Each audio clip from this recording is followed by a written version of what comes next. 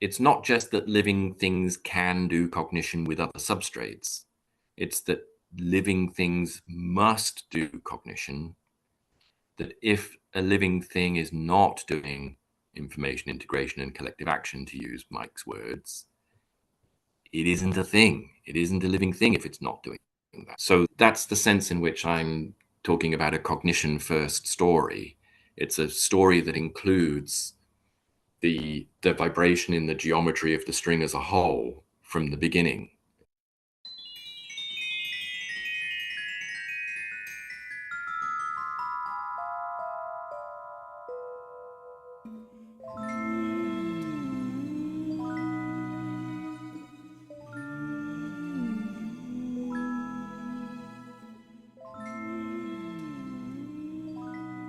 Hey, Richard.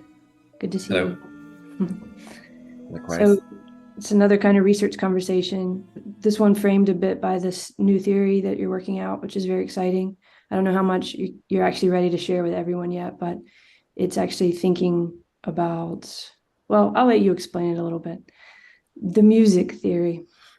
Yeah. Yeah, it is difficult to know where to start. Maybe you could even say where you came upon it. Are you musical? Do you play music?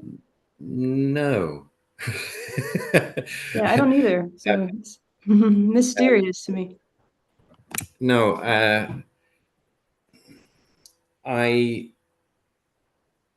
there's a lot that we pretend that we understand about how evolution works, and I'm interested in understanding it better than that pretense.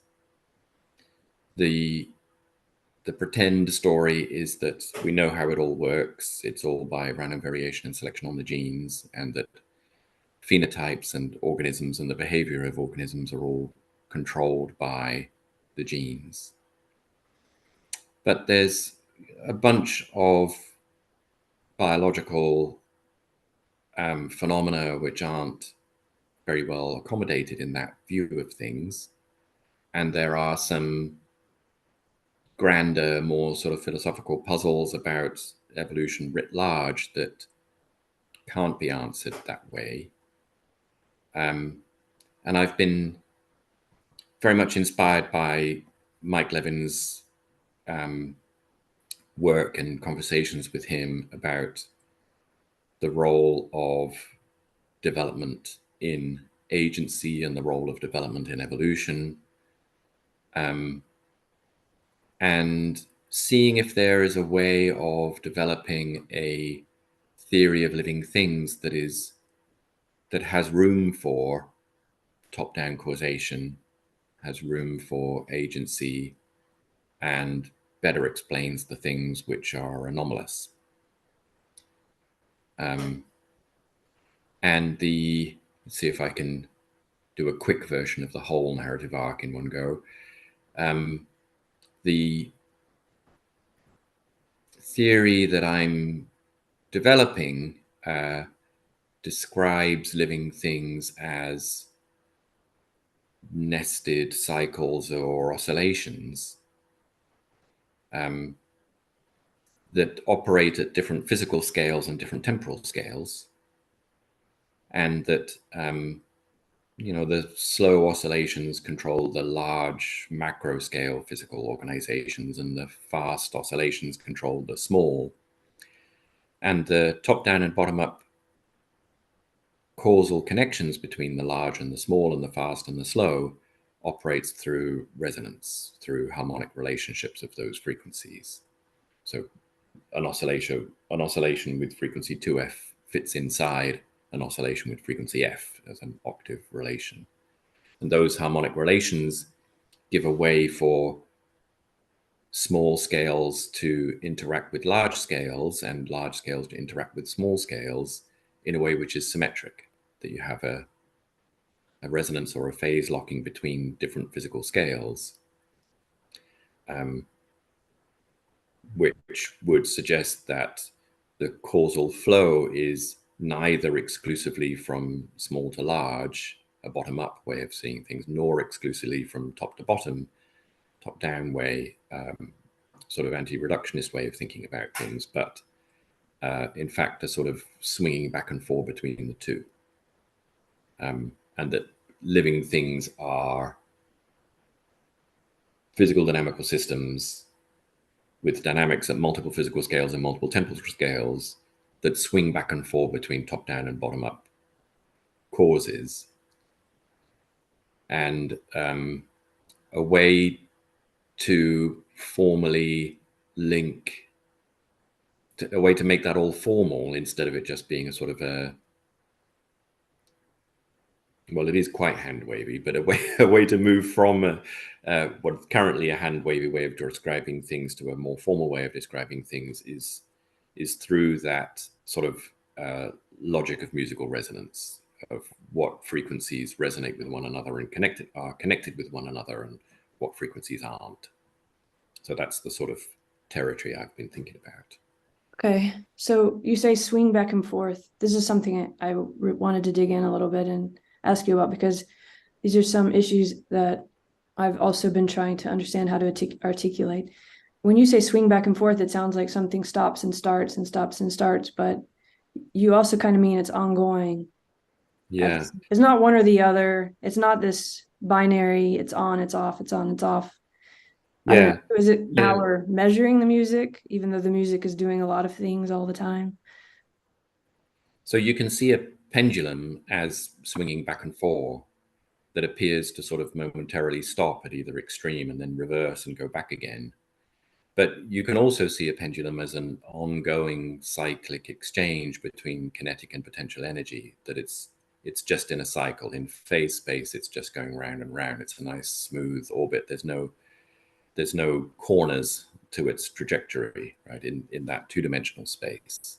It only looks like there's corners in it because you sort of collapse it into a one-dimensional projection where you just look at its position in space.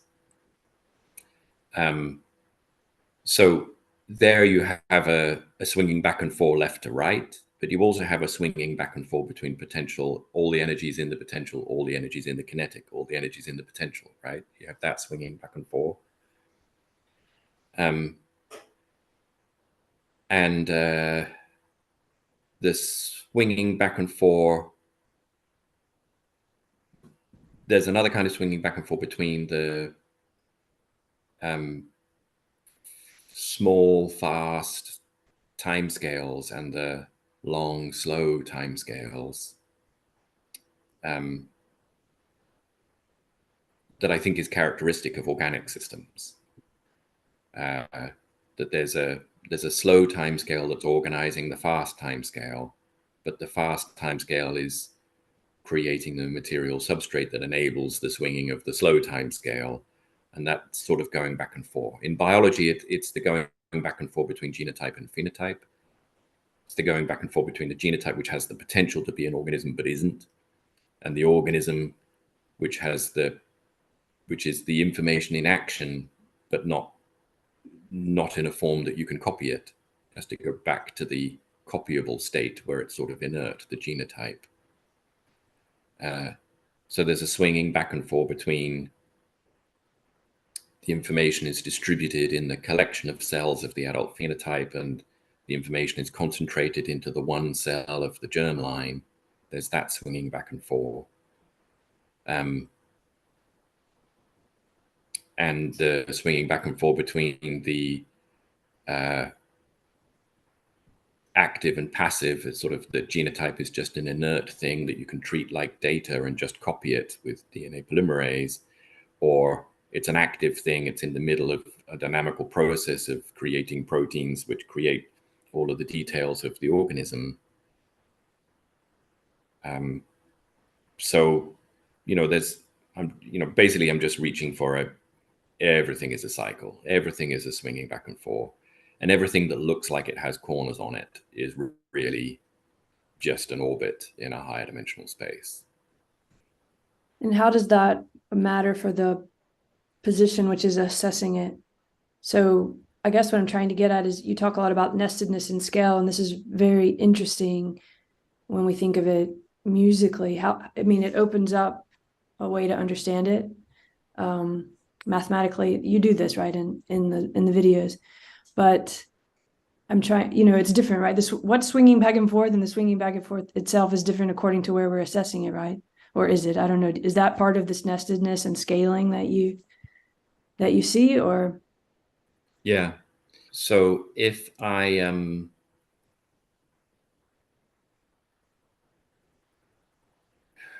know whether it's the right time to go into the sort of the physical details of the resonance and how it works and stuff, but I guess that's where I'm at in understanding it. So that's Mhm. it might not be the best way to do it, but that's where I'm at the moment.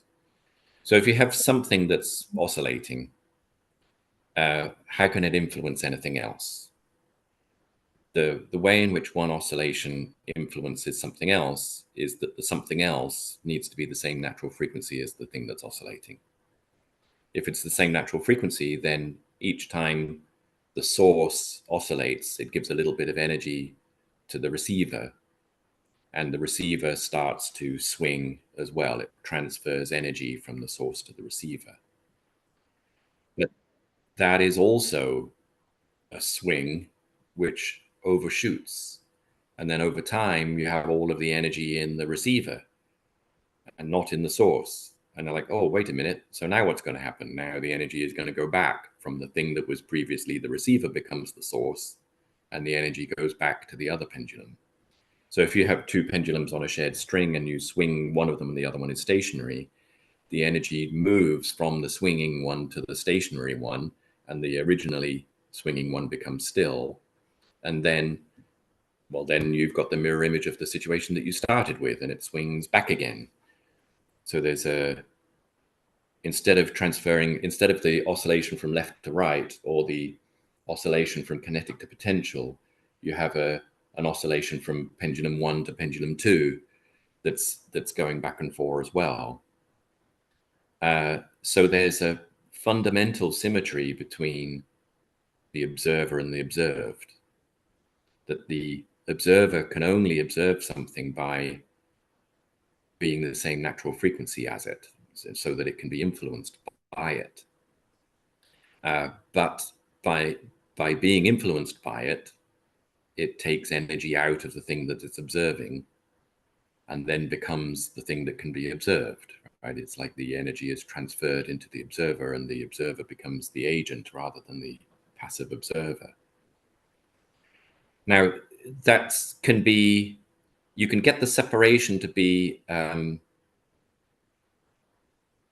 asymmetric, but still a swing if the observer isn't the same natural frequency as the original oscillation, but something harmonic to it. For example, being twice the frequency. So if the natural frequency of the observer was half the frequency of the observed, then they will also resonate, but there'll be two swings of this one for every one swing of that one. And that will also transfer energy, but it transfers in a way that for any particular duration of time, it looks like there's more of it going this way than that way. Don't those changes in frequency, when you think of them as being physically connected with changes in physical scale, that the large things produce low notes, they have low natural frequencies, and small things have high notes, high natural frequencies. Then the swinging back and forth, instead of just swinging back and forth between pendulum 1 and pendulum 2, it's swinging back and forth between top-down control and bottom-up control. And it needs to be a swinging back and forth of that kind in order for it to be an ongoing process, in order for it not to just be something that happens once and then is over. Because there needs to be some sort of conservation, instead of, we started with a conservation of translation, that if you go to the left, you have to go to the right. And then there was a conservation of energy, that if you go up in potential energy, then you have to go down in potential energy, and vice versa with the kinetic energy. And then there was a conservation in the, whether it's in pendulum 1 or in pendulum 2, it has to be somewhere, but it goes back and forth. It's not just a one-way flow and then it's over. because it's a cycle, it goes back and forth between the observer and the observed. And when it goes back and forth between small scales and large scales, both organizational scales and temporal scales, that's when you have something that looks like, it's an agent that can do stuff versus it's a machine that was constructed by its parts as though the parts were the agents. And that going back and forth between top down and bottom up, that's what we recognize as, there's a living thing, right? There's an agent, there's an agential autonomous system. It's still just a conservation of causal flow or something between one scale and another. And because it's conserved, it means it can be ongoing, but we see it as a pulsing of agency, as it were, a pulsing of top-down controlness, which has to be compensated by a pulsing of bottom-up controlness. But as observers from the top scale is the one that looks interesting. My agency to your agency. Yeah, gosh, there's so much. I mean, even this agency. I mean, as you were talking, I was thinking of the pendulum. Kind of, if I could try to think of it musically, it reminded me of when I'm a kid and at my grandmother's my grandmother's keyboard, piano, like a real piano, just pressing. The other kind of keyboard. Yeah, a real old piano keyboard, and pressing like one note and then another, just back and forth, ding, ding, ding, ding. Like it's almost like a pendulum kind of oscillation in terms of, like, this one sounded good with this one, going over back and forth or something like this.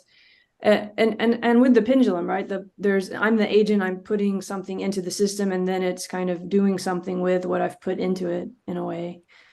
I find it hard to get out of that kind of me in the middle, or the agent giving the system, giving the pendulum the energy, and then watching it, or me doing something with the notes or something.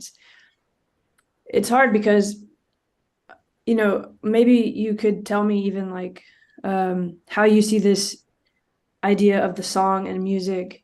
Is it metaphorical for you? Is it literal? Because how does it fit with something like Dennis Noble's idea of music of life, where instead of the previous idea of genetics, we think of genes almost like a music script. I don't know if I'm doing him justice, and so you could read the script many ways. The script is just a script unless you have the instruments and someone playing it. It's a great way to start to think about genes as not the primary actors in a sense, So I wonder if you're introducing music into this notion of agency and cognition, which we're going to talk about in a second, because that's really the key here in a way for me. Are you doing it metaphorically, or are you really trying to create sort of a mathematical way of really thinking of this as like, music that we can notice the patterns. The pattern and the behavior is the same, and if we can notice the pattern in a musical framework, then we're actually going to learn something, deeper or different. How do you see all of that? Maybe it'll help me. So there's a lot of different metaphorical levels to play with, and I think that my sort of overall position is there's no such thing as just an analogy. Like when you notice the similarity between things, that can be a shallow similarity or a deep similarity, but it's still a true similarity, right? That's interesting. There's still, there's the question is, what's the extent to which the analogy holds? Is it deep? And when you recognize that, wow, this goes really deep, when you look at it really deep, it is the same mechanism. It's not just an analogy, but all you're really doing when you say that is this mechanism is isomorphic to that mechanism. It's still, even when you say, this number 6 is equal to that number 6, well, they're not, right? Because you held them apart for a moment so that you could measure this one, and then you measured that one, and they weren't literally the same. Right. But I'm going to have to move rooms a second. No problem. There was something about the pattern that was similar, I guess. Sorry about that. I just need to change rooms. No problem.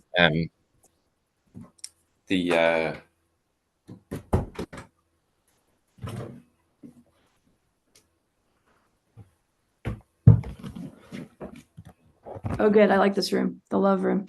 That's my favorite. So I forgot. I lost my train of thought. Sorry. So I guess what we're trying to talk about is metaphor and analogy, and how Oh yeah, that's not yeah, just a dismissal. Actually, you were saying it's an expression of something that's isomorphic, that we're not connecting directly. You were saying like two different kind of patterns, or two different numbers. They're not the same thing, but of course, we can think of them as yeah. part of the same pattern. If you measure the width of the table and the length of the table, and it turns out that they were both 6, it's like, oh, they're the same. It's like, well, they're not the same, because one of them's the length of the table and one of them's the width of the table. So yeah, but they're the same in the terms of the number of centimeters across, or the number of feet across. It's like, yeah, but that's only a particular aspect of them that's the same then. Their measurement is the same. So you're recognizing what's similar about them at the same time as holding what's different about them. It's maybe a bit too philosophical. I think it's helpful because metaphor is used so much, but also dismissed so much. So yeah, I mean, there are philosophers and cognitive scientists who take that all very seriously. How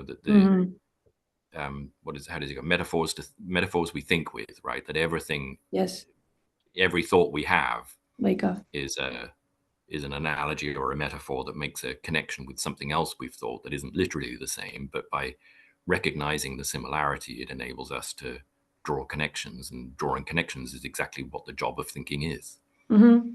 Which to me connects to the nestedness that you express via something like music or scale. Yeah. Yeah.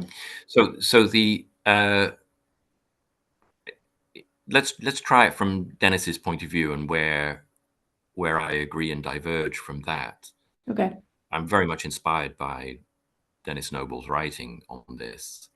So, and he is in part responding in contrast to a Dawkins-esque way of viewing things. The genes are in control. Everything is reduced to the benefits of individual genes, and we're just the lumbering robots. And Dennis, in contrast, suggests no, the organisms are orchestrating the activity of the genes. And Dawkins says, well, no, that's just wrong. The genes are orchestrating the behavior of the organism. And Dennis says, no, it's not right, because whether a gene is active, being expressed or not, is determined by the context in which it's in. The gene doesn't control that. The context of the gene controls whether the gene is active or not. Yeah, but the context of the gene is other genes, right?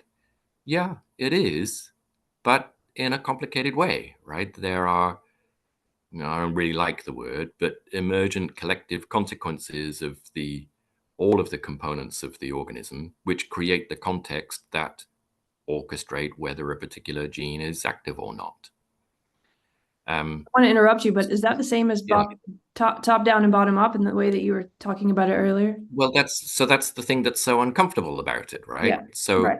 Dennis's suggestion sounds like he's advocating for top-down causation, as though there's a higher level agent of some kind that's deciding which genes to turn on. Like me doing the thing on the piano, or playing the music, or putting the pendulum in action. Yeah. Instead of saying, my neurons made me do it, or the chemical transmitters in the synapses of my neurons made me do it, or the molecules in the chemical transmitters made me do it, as though they were the things that did it. No, I did it. And I made my neurons fire in order to make that happen, and then that made the chemical transmitters transmit in order to do it. It's like, no, the prime mover was me, not the prime mover was the molecules, right? Wow. So that's generally not very well received in like all science, right? So that reductionist science is the business of taking things apart, so that you can look at the component parts, and to be fair, the relationships between the parts, and that by so doing you will understand the whole. Except every single time we do that, we totally don't understand the whole at all.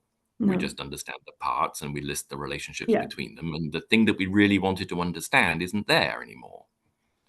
We say, so, we Or do its this shape. with, we do this with, we want to understand the nature of the universe and why it's there and what it's for and what its meaning is. And we turn down, well, they're just masses and gravity and things orbiting around one another. There isn't anything to see here. And we do this same thing with, what's an organism?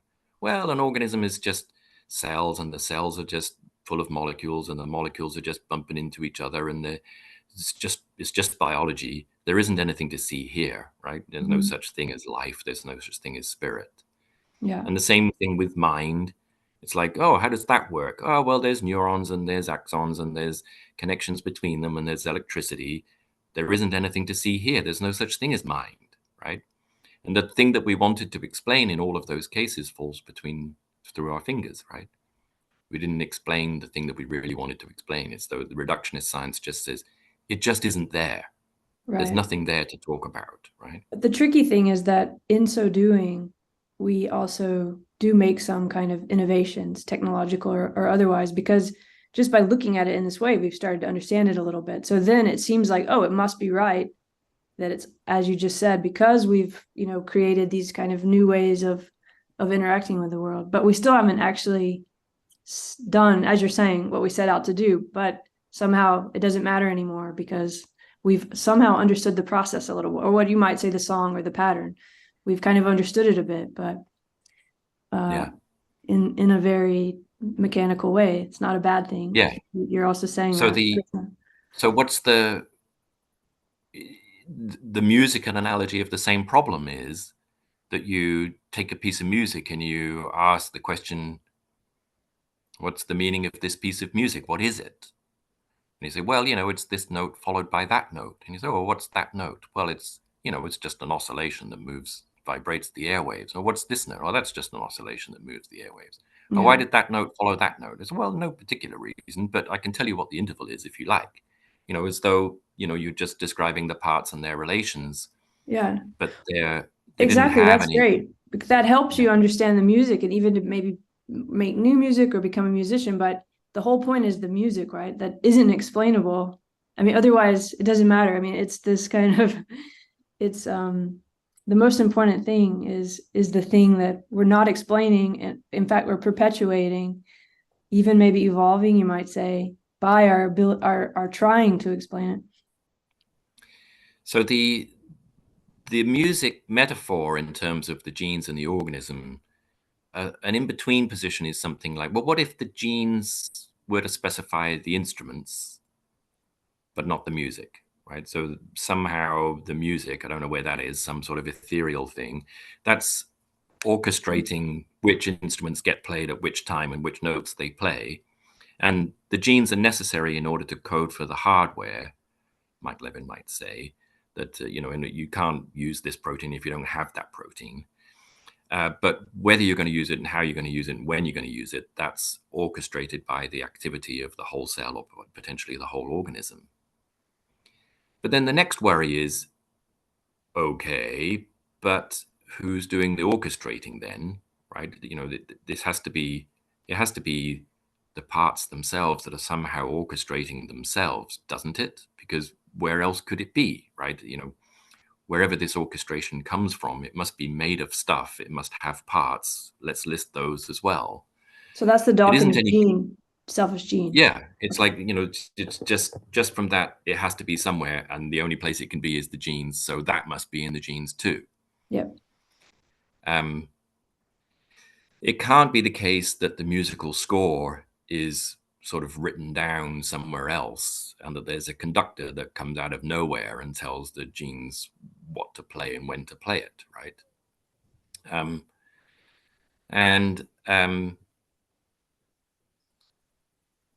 So how do we sort of get out of that sort of trap of wanting to have a materialist explanation, a materialist understanding of the stuff that we're looking at, but also wanting to understand it holistically? So, some attempts have been things like, well, it's self-organization or it's emergent or something like that, which is fine so long as it goes. There's definitely self-organized principles in physical complex systems, and properties can definitely emerge at the system level that don't belong to any of the parts individually or their sum. But somehow it's missing the feeling of cause from above. It's missing the feeling of the whole telling the parts what to do. Yeah.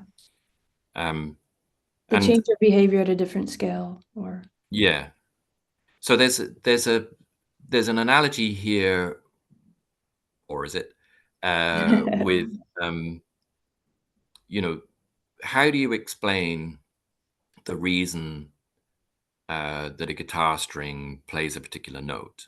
Right? If you look closely at what's going on, well, you need to know that the molecules of steel in the string are being physically pulled to a particular position by the molecules of steel either side, right? If these two are going up, then the one in the middle has to go up, right? That there are physical forces between the particles in the string that cause them to move the way that they do. That's why the molecules move the way they do. That's why the string is moving the way that it is. Yeah, okay. But how come they're going up and down at that particular frequency and not some other frequency? It's like, well, that's because all the ones next to it are going up at that time, and all the ones next to them are going up at that time, and then they reach their limit of their tensile potential energy, and then they push back again and they go in the other direction. Yeah, but why that frequency? Well, yeah, that's also to do with the length of the string. Right? It's not just the tiny molecules of steel which are controlling what's happening in this system. The length of the string, the geometry of the string is also involved. How is it involved? Well, when one molecule pushes another molecule, pushes another molecule, pushes another molecule, and we have a wave of energy traveling along this string, it gets to the end of the string and reflects back, and it meets itself, as it were, traveling in the opposite direction. And in so doing, that creates a kink in the string that strings don't like. And that causes the kink, causes the waves to move in the third dimension, to change their phase around one another in order to resolve. And the resolution of those collisions between waves and themselves, reflecting back and forth in the geometry of the string, is controlled by at least two things: the speed of the wave in the string and the length of the string. The relationship between those two things controls whether the wave meets itself in phase or out of phase. If it's in phase, it just builds up. If it's out of phase, it cancels out or causes a kink that needs it to resolve. So the macro scale geometry of the physical system is involved, as well as the micro scale particulate nature of one thing bumping next to another. wonderful. And What's that sort of multi-scale yeah, so competency? it isn't sufficient to just say, the molecules made the string play a G. Right. Right? The macro scale geometry of the string made the molecules play a G. Right? Is equally valid.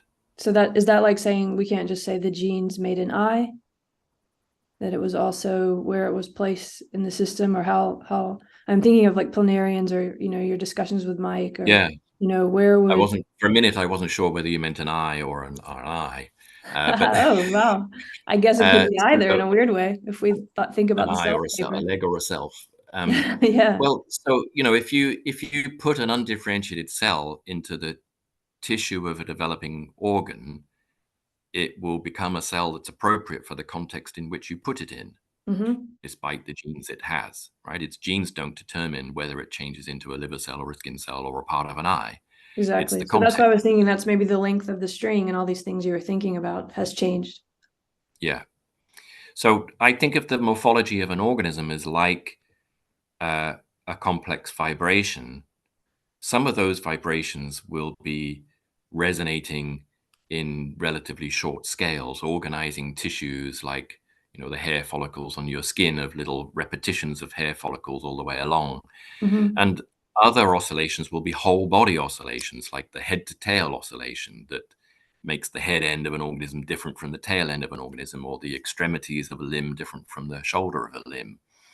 And then there are other scales, like making the inside of your arm different from the outside of your arm, right? The outside has the skin on it and the inside has the bone in it. And Mm-hmm.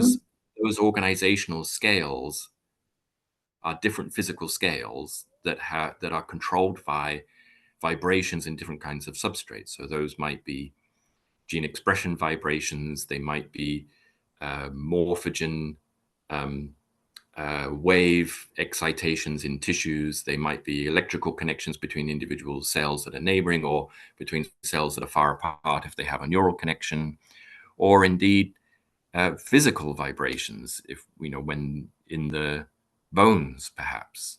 And those different scales of vibration are controlling, the different frequencies of vibration are controlling different physical scales, organizing different physical scales. And also all connected with each other, right? We can't Right. have the higher physical scales being disconnected from the lower physical scales. They're all No, but you could have the same notes, nested inside or each the other. same notes with completely different harmonies. Yeah. Yeah. Depending on all So that. the different kinds of communication that we are familiar with in music, right? So first of all, there's the simple connection between, this thing has the same natural frequency of that thing, meaning those two notes are the same. They sound nice together, but a bit boring. Mhm. Then there's, these two notes are different from each other. They're not the same frequency, but they sort of sound like they're sort of similar. How did that happen? Oh, they're an octave apart. One of them is twice the frequency of the other. Right. The And then patterns there's the are, other intervals, which are, the sort of the nice, neat ratios of things. And then there's this thing of like, but now I can play this tune in an octave higher. So all of the relationships between the notes are the same, but all of the frequencies were different. So is it the same or is it different? It's like there's none of the notes are the same, but the ratios of the notes are the same. The changes in the intervals between them are the same. Yep. And then there's the changing of phrase that, Bach makes a little phrase go up and then go down, and then a little bit later he makes it go down and then go up, and it Yeah. turns all of these symmetries inside out. Mm-hmm. Um, that are, it's different, but it's also sort of the same, right? It's this conservation of the swinging back and forth between the sameness of things and the differentness of things Right. at all of these different scales that, Makes me think of Philip Glass. It's a good pendulum. yeah. Pendulum music. So the musical analogy, let's call it that for now, is deep, I think. At the very least, if it's an analogy, it's a deep one. Yeah. So it might not be music in the sense that you can listen to it with your ears, but it's music in the sense that it connects together similarities and differences at different scales and different intervals. It's music in the sense that it moves you, uh, not just emotionally, but physically, right? The way Yeah. that you Yeah. move is through the resonance of the dynamics that are happening in your brain with the dynamics that are happening in your muscle cells, right? Those are resonant connections, I think. And it's music in the sense that it's about, sort of call and response between a subject and the object, and the swinging back and forth between that I was talking about as well. Mm-hmm. Those are real physical forces, not just metaphors, right? Resonance actually moves things. And that resonance can move from one substrate to another, right? Like you can move a tune from an air column vibration to a string vibration, or to a metal bar vibration as you move from one instrument to the other. You can move a song from a thought space, from the electrical dynamics in your head, to a physical space, to a behavior that you're doing with your fingers on the keys. And there's a going back and forth between that, right? That why am I thinking about playing those two notes over and over again? Because I'm hearing those two notes. Why am I hearing those two notes? Because my fingers were pressing the keys. Why was I pressing those keys? Because my brain made me do it. And you sort of, there's a cycle back and forth between the desire or intention to keep playing them and the hearing of them from your own action. So you're creating a cycle at that causal level. Yeah, you're getting all these feedback loops, which aren't really loops, they're more like spirals, because every time it's going to be a little different. I think but that's another conversation. But that's exciting, because I think this is messy again, I'll just talk, but a lot of things were coming to mind, right? The same when I was watching your videos.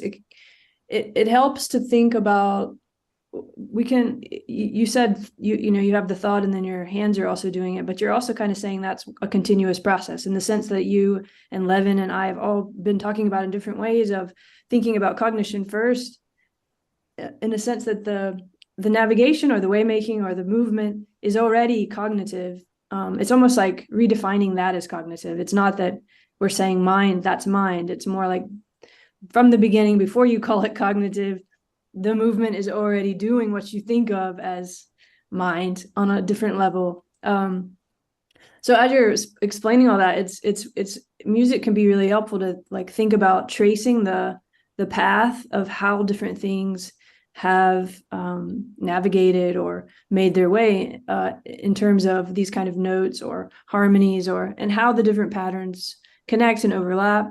It made me think of Jacob van Uxkol. Have you read his stuff at all? Mm-hmm.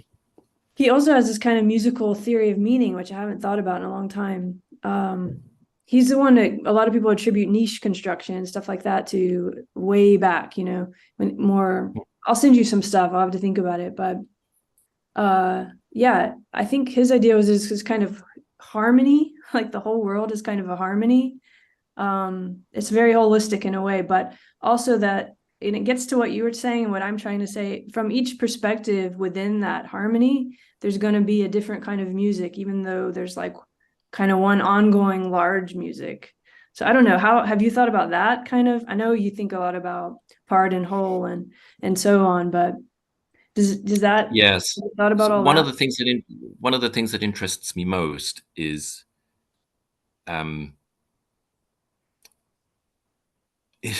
what does this all mean for what's the prime mover, right? What does this all mean for what am I supposed to do with my life, right? Yeah, where's the meaning? What's the point of it all, right? Mm. And the point of it all from a natural selection point of view is to survive and reproduce. You could do that if you like. To a certain extent, we're compelled to do it. You almost But can't help but do it. I mean, reproduction is, in so many forms. We think of it sexually, but we're always reproducing. When you write a text, you're reproducing. But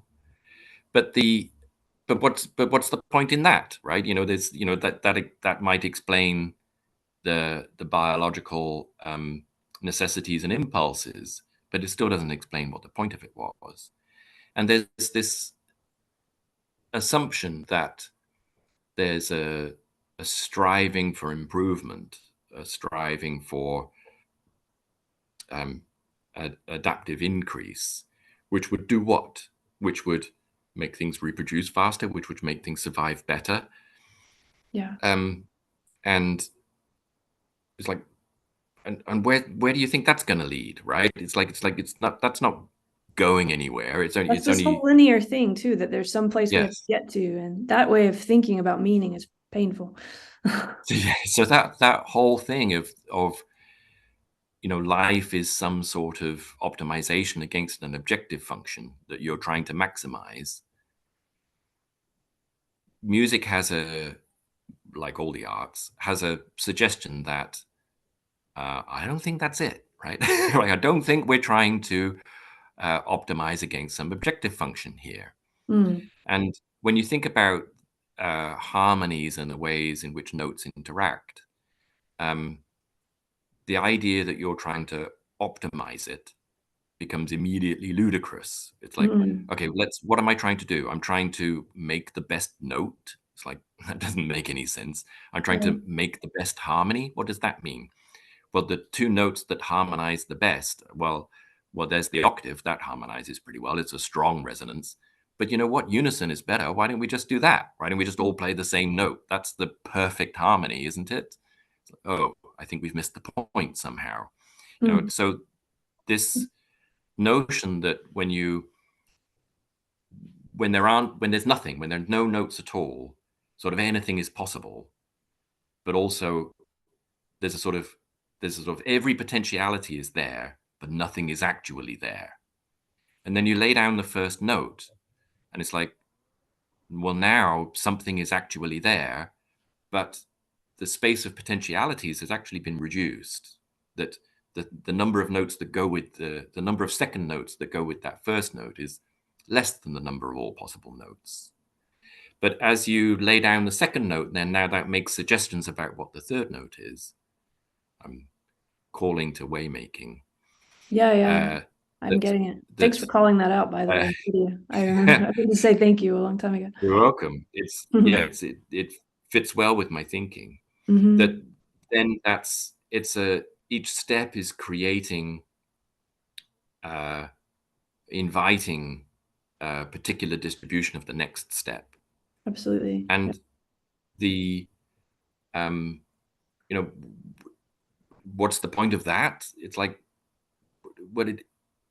there isn't, right? It's just a dance. It's just a piece of music. It's just a creative process, which is creating spaces which invite reactions, and reactions which create spaces, and it's a going back and forth between those things, which isn't going anywhere. And isn't it beautiful? Not, tell me which way to go and I'll go there the most, right? That's not what life is about. Or it's making way, but it's not going somewhere. I think even the question itself of what the point is a linear question that you just, we need to ask a different question in a way. And when you were talking about it, it reminds me of like, okay, why do we even create music in the first place? It's not to optimize anything, although it gets stuck in these algorithms of social media or of just our language, the algorithm of our language, exactly asking questions like, what's the point?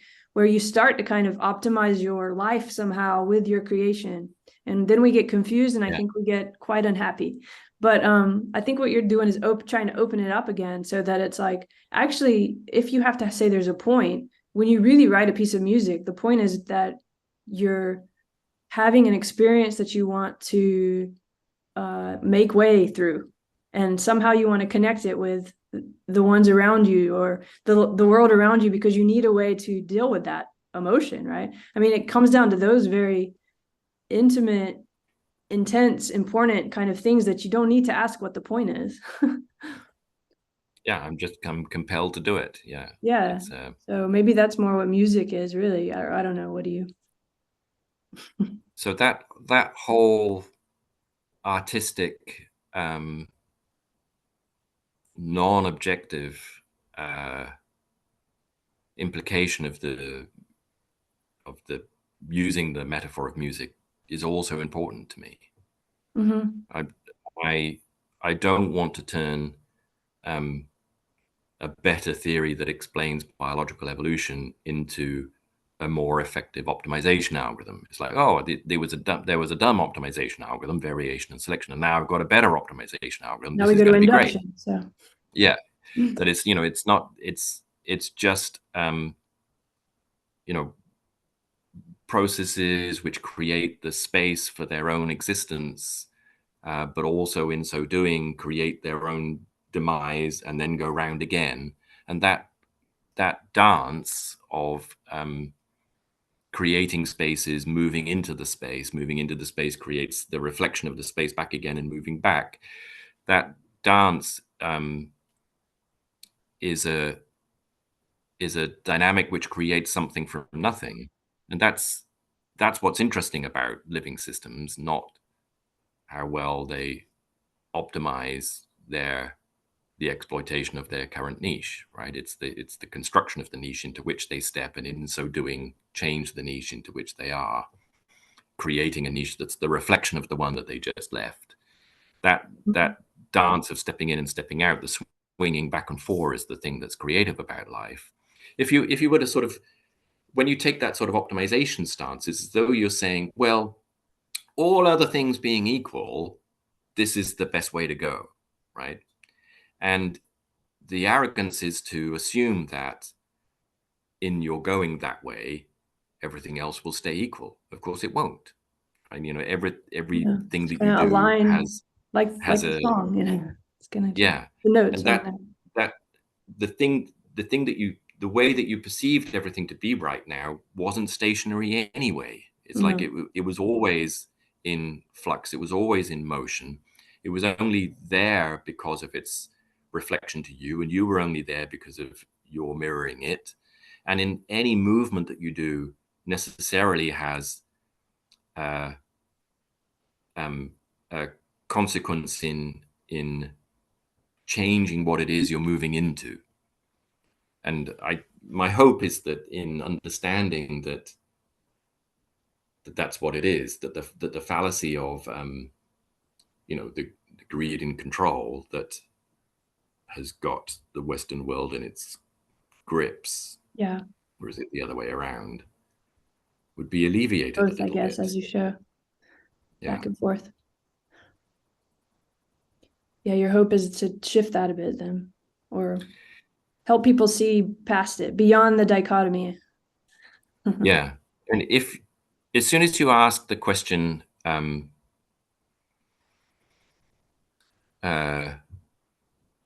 what's a person supposed to do? What's a self supposed to do? What's the objective of a self? It's like, well, once you've defined a self and you ask what are its interests, it's the answer has to be, well, whatever it is that maximizes those interests.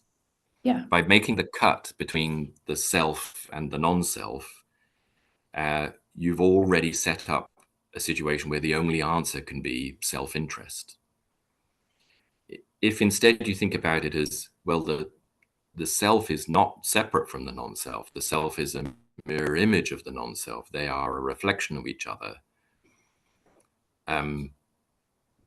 Like then the self trying to get control of, dominate, hold on to, grasping risk and aversion, that notion is like, but so doing would imbalance the reflection between the self and the non-self in such a way that the self would cease to exist. It's the resonant relationship between the self and the non-self that's the thing.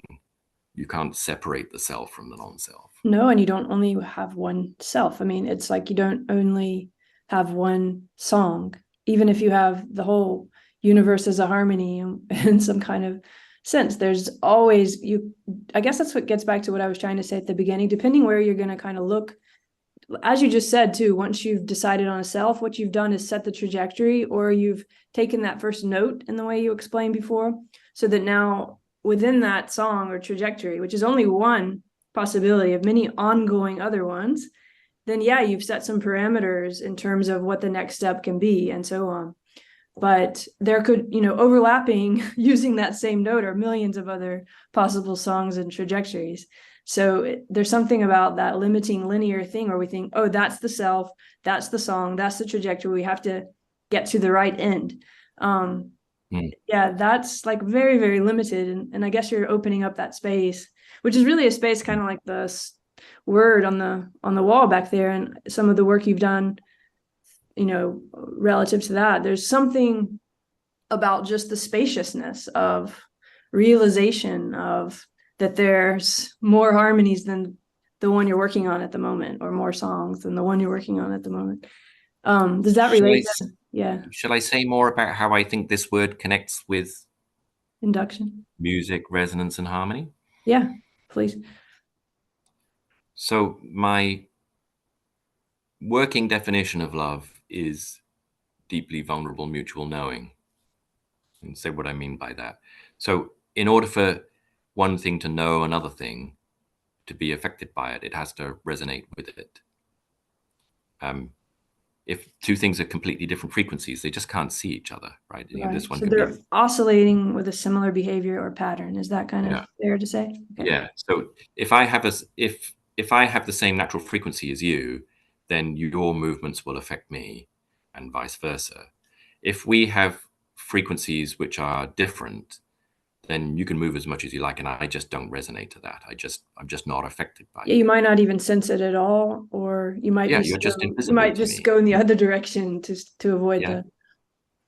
yeah. It's just we just don't connect. It's just invisible. Now, that uh, that relationship, if we are the same frequency, we are the same natural frequency, has to be reciprocal. It has to be mutual. That in knowing you, in being able to be sensitive to you by being tuned into your frequency, that enables me to read you, but it also enables me to be read. It also enables me to change you and you to change me. Right. And so knowing another deeply is the same as being vulnerable. It's the same as if I really know you deeply, I'm making myself available to be changed by you in the same way as you're making yourself potentially vulnerable to be changed by me. Yeah. So obviously you want that, if that similarity is superficial, like there's a resonance, but it's a weak one, then that's not deep. But if there's a richness to the combination of natural frequencies in your song with the combination of natural frequencies in my song, and I am able to tune those in, that's a deep resonance. It's vulnerable in the sense that it makes me available to be transformed by that relationship. And it's mutual in the sense that it's bidirectional. Yeah. So I mean it. That's in I poetry. mean to make quite direct connections between oscillations, natural frequencies, harmony, music, and love. That's beautiful, and it makes a lot of sense to me. And even on a like dynamical systems integration level, where you're changing. I mean, everything is sort of influencing and changing everything else depending on, of course, the proximity of the oscillation or the path. You could think of it in different ways, trajectory. And it's true too about the kind of books we read. And I mean, I think about it in terms of way making, right? Like it's not only the physical body, but it also can be through symbolic things like books or films where people have expressed themselves in these ways that you then kind of oscillate with those and they change you. You go hear a lecture and it changes you forever, whether you like it or not, in a way. So there's this vulnerability that's so at the heart of almost like all of our actions in a way. I think we both have to go, but I wondered, like, as you were talking, how do you connect that back to these discussions we were all having about cognition? This thing I'm talking about beyond dichotomy through love and philosophy, and these can be really hard, right? To think about this space that we just opened, which I think has a lot of truth in it, and then trying to understand where does that relate with the first order, like starting with cognition or movement, or what are your thoughts? So Just I'm a big fan of getting cognition out of the head. So the basal cognition way of viewing living things is that cognition is a thing that can happen in biological substrates that are not just neurons, right? You don't need a brain to be doing cognition. No, you just need to What be. what Yeah, do you need exactly? yeah, Well, exactly. you need to be able to do some kind of information integration and some kind of information distribution, something like that. But there are all sorts of different substrates that potentially could do that, right? So instead of having neurons sending electrical connections to one another, you could have non-neural cells sending chemical connections to one another, or genes sending protein transcription factors to one another. They're all capable in principle of doing the same kind of information integration.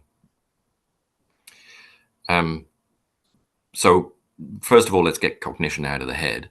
So it's some kind of body in an encounter. It's physically I have trouble with processing information because yeah. it So sounds already in the head. so the information versus physical causes, that sort of split of, well, it's only information if you have somebody to read the information. Like you made a split between agent and information, program and data. I think that you can do that okay with resonance, right? So if I resonate to a particular piece of music because, but the music that was on the piano was vibrations that were in the strings that moved to vibrations that were in the air, that moved to electrical vibrations that were in the nerves coming from my ear, that moved to, now it's in that sort of common currency that the brain deals with of electrical movements, can resonate with all sorts of other ideas and other feelings, which then connect with other things which are in the body. And in holding the resonant oscillation in a different substrate for a while, it's both information and it's a cause. Like, it's information because right now it's holding on to the energy rather than giving it to something else. But it's also a cause in so much as, well, if there is something else that resonates with it, the energy can be transferred back again. So you can turn it from doing macro scale work in the world to doing little teeny tiny vibrations, which are not really doing anything right now, but they're just sort of spinning around, and then you can get that energy back out to do macro scale work in the world again. And that's the sort so of from the person who's assessing this thing, it's information, but it doesn't necessarily have to be for the process as it's happening. Yeah. It's I mean, it can be more immediate. It doesn't. Yeah. Yeah. So, right. So we've got cognition out of the head and into the body. Mm-hmm. Then we want to connect. It's not just that living things can do cognition with other substrates. It's that living things must do cognition. That if a living thing is not doing information integration and collective action, to use Mike's words, it isn't a thing. It isn't a living thing if it's not doing that. Exactly. That connects to what's the Griffith and difference Stultz between, too. Like, developmental biology is cognition in a way. yeah. So if you have a pond of an ecological community of single-celled bacteria that isn't doing information integration and collective action, it isn't an organism. It's just a pond full of single-celled bacteria in an ecology. And to the extent that they do information integration and collective action, it is an organism. That being able to do cognitive work is the same thing as being more than the sum of the parts. You're not a thing unless you're doing cognitive work. Being a living thing that is greater than the sum of the living things of which you are composed means you are doing cognition. They're the same thing. That's an important point. Yeah.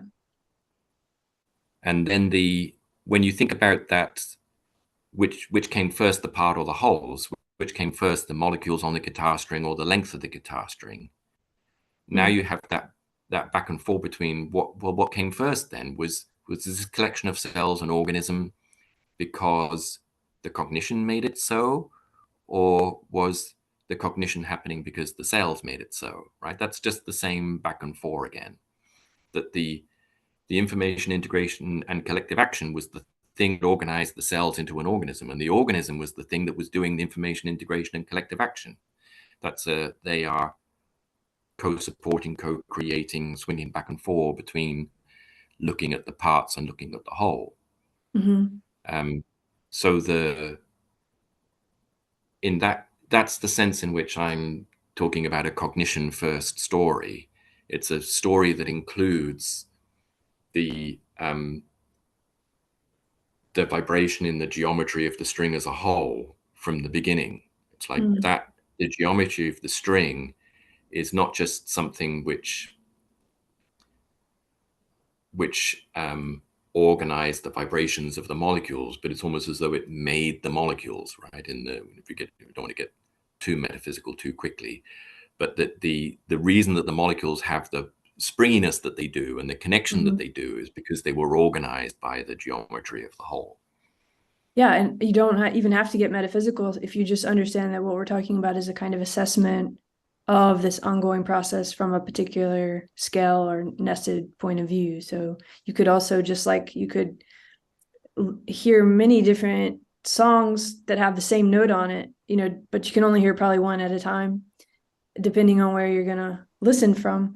It's similar with this process that you've just described, that there's always going to be many different ways of looking at that process and assessing it. Just depending on what you're trying to assess, it's going to kind of align or harmonize or whatever in a different way. But when you describe all that, it makes me think, okay, well, love is like entropy, or the vulnerability of that there isn't actually a closed loop, even though we talk about loops, that it's always a kind of spiral. There's always this moment of, you're never going to come back exactly to where you started the first time, even though coming back, you've grown or you've evolved. So I don't know, is love like the entropy, the vulnerability in that, like that whole system plus? Yeah, I mean, I think that if you could hold everything else constant, then it would just be a loop. It would eventually just go around again, and you'd get back to exactly the same place, and nothing would have changed. Yeah, but we can't do that. Because it isn't closed, Mhm. because there is a connection between the self and the non-self. By the time you've gone around that loop, the non-self has changed, and the interaction between one song and another, right? When one song meets another, when one living organism meets another, whether they're the same species or not, is throws up different intervals between them. It's like, it's almost as though if you imagine two messages on the same carrier wave, then if I know the carrier wave, I can see the message. But if there isn't really any difference between the carrier wave and the message, they're all part of the same thing. And what I see of you is the difference between our two songs, and what you see of me is the difference between our two songs, but from the other side. And if you look at the two of us from outside, well, whatever is outside is not that by definition, and what the outside sees is the difference between it and those two songs, right? How Yeah. the next level of organization is a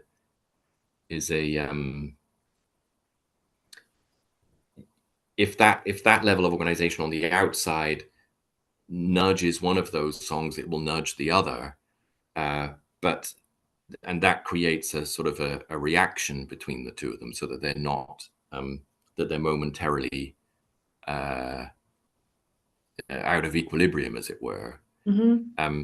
But that disequilibrium is going to flow through the system and either come back to the same point, or it's going to have spread some influence a little bit further, and we recurse outwards again to another level of organization. So it's that integration, as you were saying, that you change each other. Yeah. Can't avoid it. Yeah. I have to go to class, but thank you for yeah, I feel very Oh, inspired. you're very welcome. Again, more to think about. And yeah, once maybe we can talk more about the actual theory that you've laid out when you're ready, because I know I don't think I'm allowed to share your videos yet, but if I am, let me know. Yeah, I think I'm going to do some more work on them and do another version before I make them public. But it was a sort of a useful stage of. I've been trying to get my thoughts down on paper for such a long time, and it was so hard that I decided to do it as a recording, which seemed to work better. But it's still a work in progress thing. Well, it's interesting, and you're onto something there, illuminating. Thank you. That's been a very stimulating conversation. Thank you. Yeah, for me too. And I guess we won't talk before the holidays. So